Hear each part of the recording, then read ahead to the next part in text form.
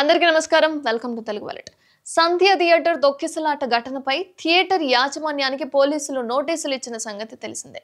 అయితే తాజాగా పోలీసులు పంపిన నోటీసులకు సంధ్య థియేటర్ యాజమాన్యం కూడా సమాధానం చెప్పింది.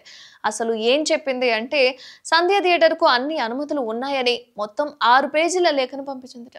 థియేటర్ యాజమాన్యానికి సంబంధించి డిసెంబర్ 4న పుష్ప 2 ప్రీమియర్ షోకి మొత్తం 80 మంది థియేటర్ సిబ్బంది విధుల్లో ఉన్నారని, 4 మరియు 5 తేదీల్లో హాల్ ను మైత్రి మూవీస్ బుక్ చేసుకుందని, వాహనాల కోసం థియేటర్లో ప్రత్యేక పార్కింగ్ అనేది ఉందని, గత 45 ఏళ్లుగా థియేటర్ ను రన్ చేస్తున్నాము, గతంలోనూ హీరోలు థియేటర్ కు వచ్చారు, కానీ ఇలాంటి ఘటనలు ఎప్పుడూ చోటు చేసుకోలేదు అంటూ 6 పేజీల లేఖనైతే సంధ్య థియేటర్ యాజమాన్యం పోలీసులకు పంపించింది.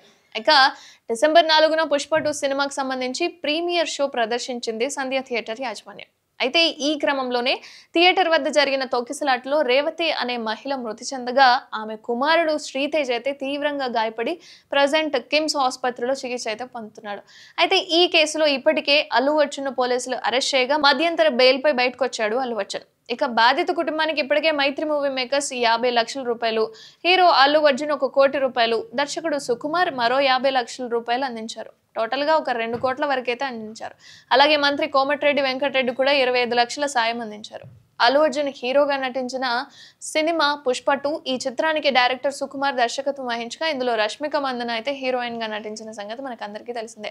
అలాగే ఫహద్ ఫాజిల్ కీలక పాత్రలు కూడా పోషించారు. అయితే ఈ సినిమా డిసెంబర్ 5న థియేటర్ లో గ్రాండ్ గా విడుదలైంది. ఇక డిసెంబర్ 4న ప్రీమియర్ షో ప్రదర్శించడం మూలంగానే ఇదంతా జరిగినట్లుగా ఈ కేసు అనేది రన్ అయిపోయింది. అయితే దీనికి సంబంధించి అన్ని సర్వ హక్కులు మాకున్నాయి, థియేటర్ ని సీజ్ చేసే రైట్స్ ఏమీ లేవు అన్నట్లుగా యాజమాన్యం అయితే తెలిపింది. దీనికి పోలీసులు ఏ విధంగా స్పందిస్తారో చూడాలి మరి.